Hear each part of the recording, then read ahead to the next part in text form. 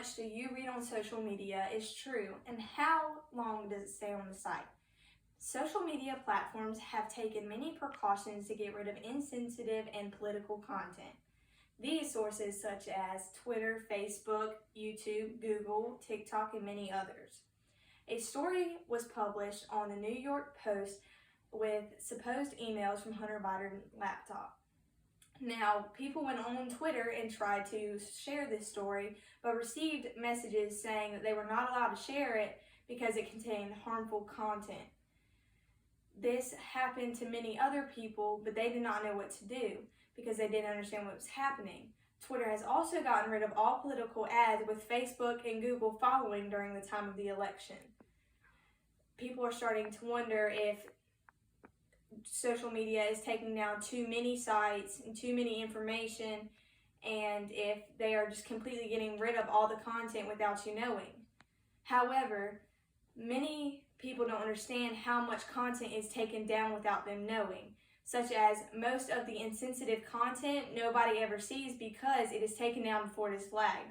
As time as it is published, it is taken down because the people going through the sites that work for all these sites realize that this isn't supposed to be on there and they take it down. For example, 99% of child nudity posts are taken down without anybody knowing because nobody flagged it, and it's just taken down because it's automatically flagged on its own.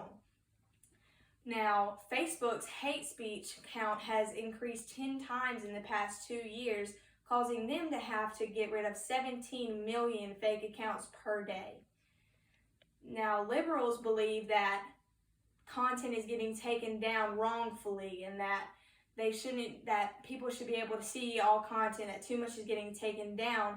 But where both parties can agree is the fact that society is falling to what social media believes is acceptable speech. Now, we have the general belief of like Twitter, Facebook, YouTube, Google. Those are our main sources of social media, but others such as Gab and Parler have come to rise to give their users full freedom and not take down any content, which has caused people such as anti-Nazis and the Republican Party to take over and come in and completely take over the site, and it has just taken advantage, and it's not a good, reliable site anymore. Now, there are 3 vocabulary words used in this article, and they are statistics, brief example, and direct quotation. Statistics are numerical data. A brief example is the posting in illustrating a point, and the direct quotation is a testimony presented word for word. The author uses statistics when it presents numbers and charts that give the examples of how much the hate speech has grown over the years and how much each site has to take down. For example, Facebook having to take down 17 million fake accounts per day.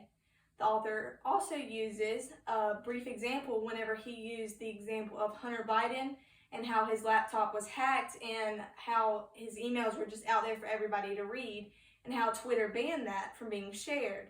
That is an example of a brief example.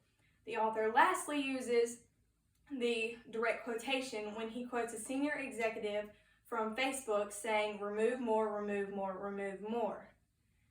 Altogether, all these sites are being filtered by millions of people, but people are starting to wonder if they're filtering too much. How different would people act if they couldn't show off on social media? Would they still do it? Donna Lynn Hope.